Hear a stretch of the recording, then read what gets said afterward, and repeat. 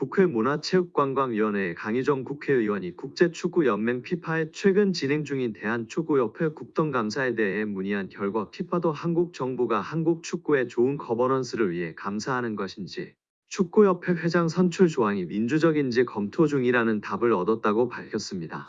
강유정 의원실은 보도자료를 통해 피파의 답변은 대한축구협회가 그동안 누누이 강조했던 정치 개입 금지와는 조금 결이 다른 반응이라고 설명했습니다. 강유정 의원이 피파에 질의한 내용은 피파가 대한축구협회 제3자의 부당한 개입이 확인되면 징계를 받을 수 있다는 내용이 적혀있는 공문에 대해 국회의 축구협회에 대한 현안 질의와 문체부의 감사가 제3자의 부당 개입에 해당하는지 국회와 문화체육관광부로부터 축구협회 관련 정보를 받을 의향이 있는지 축구협회 회장 선거 규정이 독립성과 민주적 절차를 보장하고 있는지 제3자의 부당한 개입의 범위는 어디까지인지였습니다. 이에 대한 피파 답변은 한국 정부의 감사가 부당한 영향에 해당하는지에 대한 확답은 아니었지만 피파는 한국 정부가 한국 축구의 좋은 의사결정 구조를 보장하기 위해 감사를 실시하는 것에 대해 이해하고 있다. 한국 정부가 구체적인 상황을 가지고 있다면 대한축구협회와 공유한 후 대한축구협회가 이를 피파의 공식 채널로 전달할 수 있기를 권장한다는 내용이었습니다. 또한 피파도 대한축구협회의 선거 절차가 적절한지 검토하고 있다며 피파는 선거 절차와 관련 AFC, 아시아축구연맹과 함께 대한축구협회와의 논의를 시작하여 관련 조항을 피파의 기준에 맞추기 위한 논의를 2023년 12월에 시작했다는 답변도 받았습니다. 이에 대해 강희정 의원은 제3자의 개입 금지를 강조했던 축구협회와 달리 피파는 각국 협회의 국내법과 피파 정관 모두를 준수할 것을 요구했다나요. 피파 각 국회와 문화체육관광부가 한국 축구의 좋은 의사결정 구조를 보장하기 위한 감사를 실시하는 것을 높이 평가한다 한 만큼 축구협회도 국내법과 피파 정관에 따른 투명한 의사결정 구조를 만들어야 한다라고 말했습니다. 다만 피파와 현대가의 유착관계에 대한 우려도 나오고 있는데요. 이는 피파의 전략적 목표와 관련이 있습니다. 피파는 클럽 월드컵 등 주요 대회의 확대와 글로벌 축구 시장의 확장을 추진하고 있습니다. 정몽규 회장과의 협력은 이러한 목표를 달성하는 데 필수적인 요소로 평가받고 있습니다. 현대차는 피파의 오랜 후원자이기 때문인데요. 인판티노 회장은 현대차와의 관계를 지속적으로 강화해야 합니다. 결국 홍명보 국가대표팀 감독 뒤에는 KFA가 있고 그 뒤에는 정몽규 회장이 자리하고 있는 셈입니다. 피파와 현대차의 파트너십은 1999년으로 거슬러 올라갑니다. 당시 피파는 월드컵 마케팅 권리를 여러 기업에 개방하는 새로운 전략을 채택했습니다. 현대차는 피파와 파트너 관계를 맺고 2002년 한일 월드컵을 포함한 13개 피파 대회를 후원했습니다. 2002년부터 2022년 카타르 월드컵까지 총 6회의 월드컵을 지원하며 최소 1조 원 이상의 자금을 투자한 것으로 추정됩니다. 여기에 대한축구협회가 신청한 특정감사 재심의가 기각됐습니다. 이에 따른 감사 후폭풍이 시작될 것으로 보입니다. 문화체육관광부는 2025년 1월 2일 대한축구협회가 신청한 특정감사 재심의에 대해 기각을 결정해 통지했다라고 밝혔습니다. 앞서 문체부는 27건의 위법 및 부당사항들에 대해 축구협회에 징계, 시정, 주의제도 개선 등을 요구했으며 합리적인 개선 방안을 마련하도록 통보했습니다.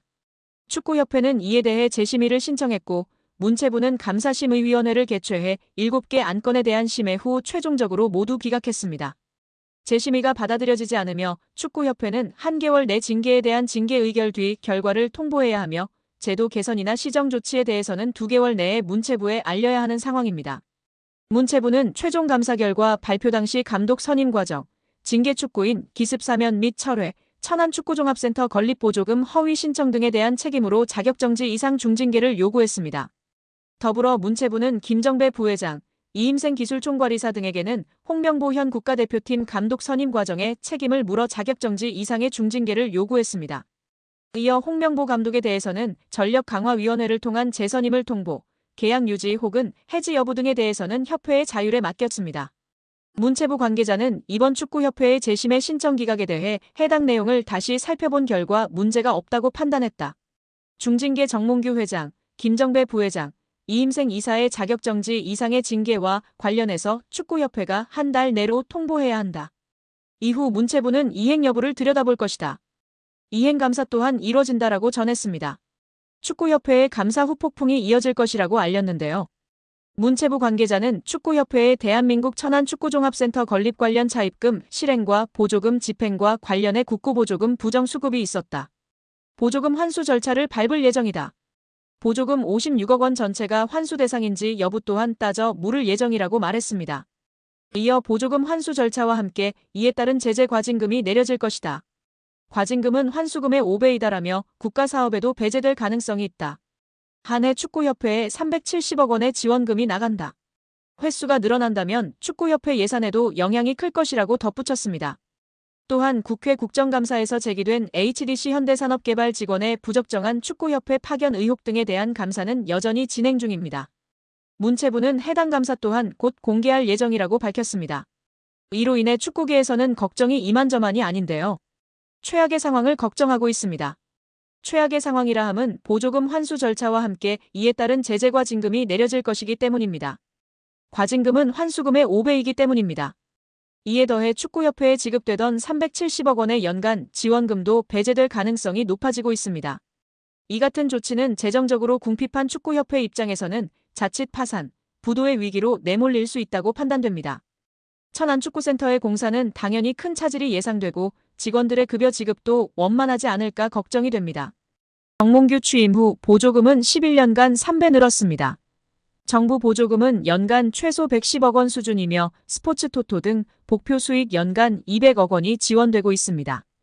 주요국 정부 보조금 없거나 의존도 낮으며 피파 랭킹 20위권 국가들은 70% 이상이 협회장은 전문 경영인이 하고 있고 이외 축구인 등이 하고 있습니다. 우리나라처럼 재벌 총수가 회장인 곳은 단 한 곳도 없습니다. 대한축구협회에 연간 약 300억 원의 국가재정이 투입되면서 수익에서 정부 의존도가 약 30%에 달하는 것으로 나타나며 충격에 빠졌습니다. 사실상 정부 재원이 아니면 운영이 어려운 셈입니다.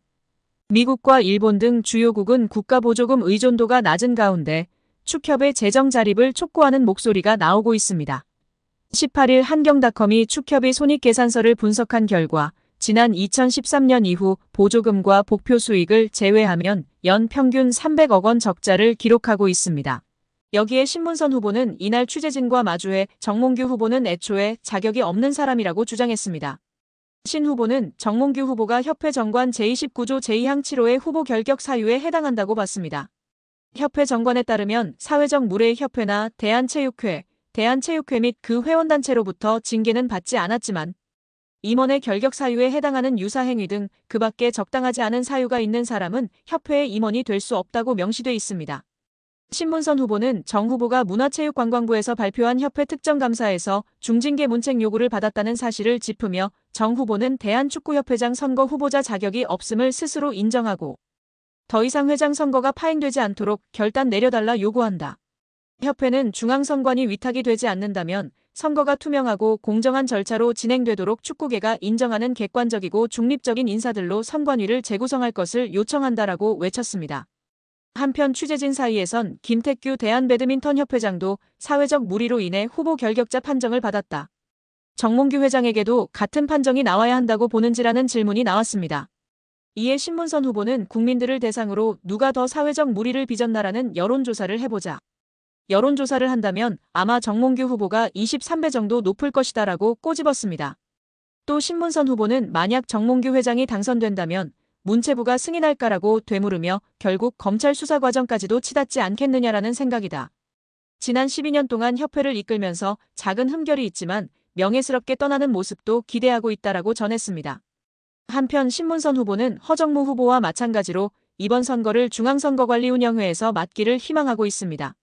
신 후보는 만약 중앙선거위에서 진행한다면 공정하고 투명한 선거가 진행될 수 있을 것이라고 내다봤다. 다만 위탁할 수 없는 돌발 상황이 발생한다면 어떻게 공정한 선거위를 새롭게 꾸밀지 검토 후 추가 입장을 밝히겠다고 예고했습니다. 홍명보 선임은 신의 한 수였습니다. 정몽규도 몰랐을 것입니다. 설마 이렇게 될 줄은. 오히려 홍명보로 인해 온갖 비리가 다 밝혀졌습니다. 고맙습니다. 이제 정몽규와 홍명보는 손잡고 나가시면 됩니다. 정말 정 회장의 홍명보 선임은 신의 한 수였습니다. 잠시의 고통이 큰 희망으로 바뀐 것입니다. 이 한 수로 인해 축구 팬들은 분노했고 축구협회의 그림자가 세상에 공개됐으며 이 분노는 문화체육관광위원회 현안질의 문화체육관광위원회 국정감사 문체부 감사까지 이어졌습니다. 이 과정을 통해 정 회장과 홍명보의 숱한 비리와 부정이 드러났으며 이제 두 사람 모두 물러나야 할 처지까지 왔습니다. 이런 대단한 일을 정 회장이 해낸 것입니다. 정 회장이 홍명보를 선임하지 않았다면 벌어지지 않았을 일입니다. 클린스만 감독권도 그냥 지나쳤을 것입니다. 모든 것이 그림자 속으로 숨어 오랜 시간 한국 축구를 썩게 만들었을 것입니다. 한국 축구의 미래는 없었을 것입니다. 정말 감사해야 할 일이 맞습니다.